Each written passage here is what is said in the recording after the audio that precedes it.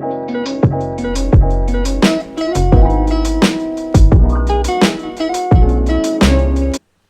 what's up, you guys? This is Go React TV. About to get into this other video. Let me ask you guys a question. Do you guys believe in time travel? I don't know. You know they say Donald Trump was a time traveler. How else can he make it to be the president? He had to go back in time, do some bullshit. But for real, they say he's a time traveler. All bull crap to the side. Go check it out. And man, I'm gonna put it in the description. But go check it out, man. They say he's a time traveler. But anyway, let's get into this video. Slapped ham. 10 real cases of time travel. I believe in time travel. I'm serious. I believe in time travel. But anyway, y'all hit me in the comments. Don't forget to hit that subscribe button, that notification bell, and man, we gonna holler. I believe in time travel. How you doing? I'm Callan and this is Slapped Ham. Today we're talking about weird cases of time travelling. From a time traveller who passes a lie detector test to a man from the future who earned a fortune on the stock market. Join us as we take a look at 10 real cases of time travel that can't be explained. In February 2018, a man who claimed to be a time traveller underwent a lie detector test on camera. The man, only known as Noah, said he was from the year 2030 and made several predictions for the near future. Among them, he said that Donald Trump would be re-elected for a second term of presidency. In 2028, time travel will be invented and the first humans will visit Mars. He also claimed that Bitcoin will be used as a currency, but that cash money also still exists. Noah also claims to have some sort of futuristic technology implanted in his wrist that is somehow involved in the time travel process. An X-ray confirms that there is in fact some sort of device embedded under the skin, but he refuses to have it surgically removed.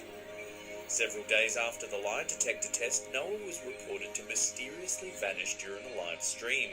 It was then revealed that he contacted the channel via email, stating that he was briefly taken back to the year 2030 for interrogation, but is now back in our time.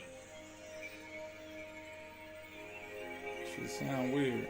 In 1932, journalist J. Bernard Hutton, along with photographer Joachim Brandt, was sent to do a story on the Hamburg shipyard for a German newspaper. The pair claimed that shortly after they arrived at the shipyard, bombs started raining down from the sky and they had to scramble to safety. When they emerged, they took several photographs of the devastation before returning to Hamburg. When the pair told their story, no one believed them, as there had not been a bombing of any sort. Determined to prove that they were not crazy, they developed the photographs they had taken. To their shock, the photographs showed no signs of an air raid whatsoever. 11 years later, Hutton was living in London when he opened a newspaper and read that an air raid had taken place on the Hamburg shipping yard. The bombing was part of the Allied attack codenamed Operation Gomorrah. To his amazement, the photographs in the newspaper looked just like the ones he thought he and Brandt had taken years earlier. Did the pair slip through some sort of time rip? Had they actually witnessed an event that was yet to occur? In 2016, a mysterious photograph surfaced on Icelandic social media. It showed downtown Reykjavik in 1943 at the height of World War II. In the foreground, a group of American GIs can be seen standing outside a taxi station, as well as a man leaning against a window who appears to be talking on a mobile phone long before they even existed.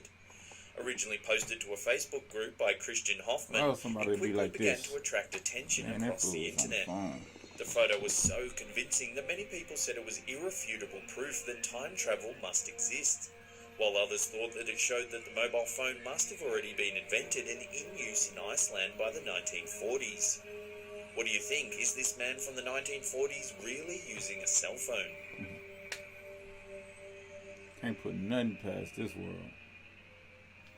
There's been several recorded instances of people seemingly using technology that shouldn't exist at the time. Many believe it to be evidence of time travel. This footage of a woman exiting a DuPont factory was taken in 1928. If you look closely, it appears that she's talking on a mobile phone. This footage was taken from the opening of a Charlie Chaplin film in 1928. As the camera pans in, a lady can be seen walking past chatting on another mobile phone. What do you think? Does this footage really prove that time travel exists?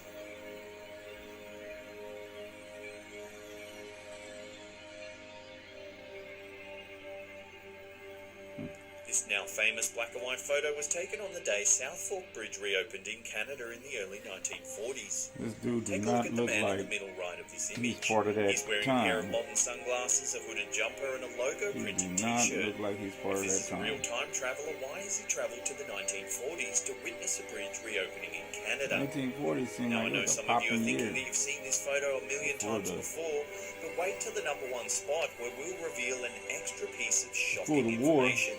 all type of things was going on.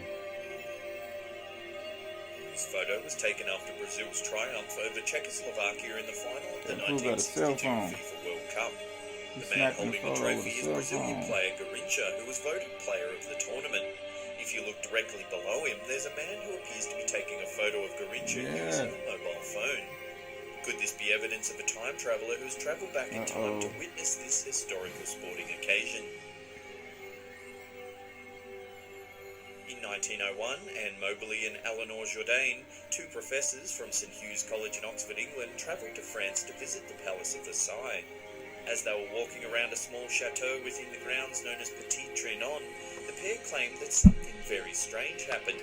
They said they were suddenly surrounded by people dressed in 1780s period attire, and that Marie Antoinette herself was sitting on a stool in the gardens.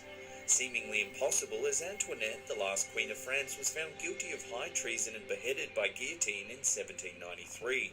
Man, The pair then claimed that everyone mysteriously Damn, disappeared kid. just as a tour guide approached them. In 1911, the two Oh, professors wrote a with the book dark titled ages, An man, they Adventure didn't care about under the nothing. aliases of Elizabeth Morrison and Frances Lamont that described in detail their bizarre experience. Because of the credibility of the authors and the grounded accounts of which they told their story, it is widely regarded as one of the best pieces of evidence that time slips may actually exist.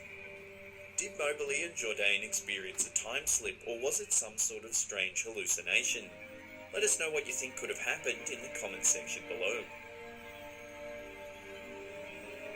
In 2008, archaeologists opened a sealed tomb in Guangxi, China that supposedly hadn't been disturbed for more than 400 years.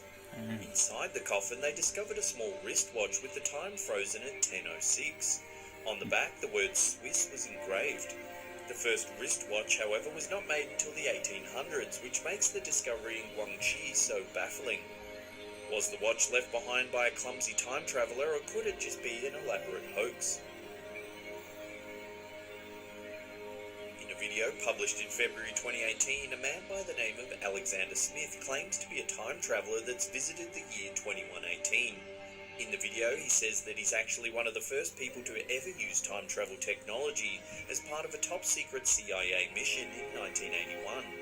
He goes on to say that a group of unnamed people were looking for him and that he was living in hiding. Among other things, Smith claims that by the mid-21st century it's become widely known to the public that intelligent alien life exists. He goes on to say that they've been visiting Earth for a long time and that the government has been keeping it a secret. He also says that while walking around in the year 2118, he came across a statue of a man named Janu Oliver Beck, who he later found out would become President of the United States and is somehow assassinated. At the end of the interview, Smith reaches into his jacket and produces a photo of a city he claims he took while visiting the year 2118. He then mentions that the reason the image is slightly distorted is due to the time travel process.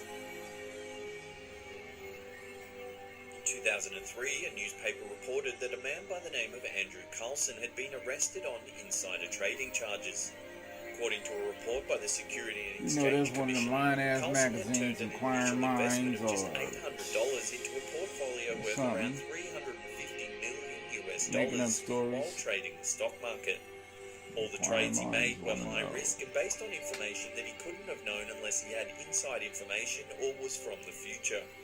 Carlson was interrogated by the FBI and confessed that he was actually a time traveller from the year 2256. He claimed that his plan was to make several small trades here and there that would go unnoticed, but that he got caught up in the excitement of the situation and ended up making a fortune. The more the FBI pressed him, the more Carlson insisted that he was actually from the future. In an effort to prove his story, Carlson is said to have even told the FBI where Osama bin Laden was hiding, as well as giving them the cure for AIDS. However, the story gets even stranger. In an effort to further prove himself, Carlson offered this photo as proof that he was actually a time traveller. He claimed that he was also witness to the reopening of the South Fork Bridge in Canada in the early 1940s, alongside the mysterious man dressed in modern-day clothes. Carlson pleaded with the authorities to release him so he could return to the year 2256. However, he refused to give up the location of his time craft for fear of the technology falling into the wrong hands. Shortly after his arrest, a mysterious man posted his bail of $1 million. He was due to appear in court in April of 2003, but disappeared on the way to the hearing. There was no record of an Andrew Carlson existing prior to December 2002, and he was never seen or heard from ever again. Well, that's the end of the episode. Thank you so much for watching and Hey, like I said, stay fly, stay focused, and stay sucker free. We out this shit.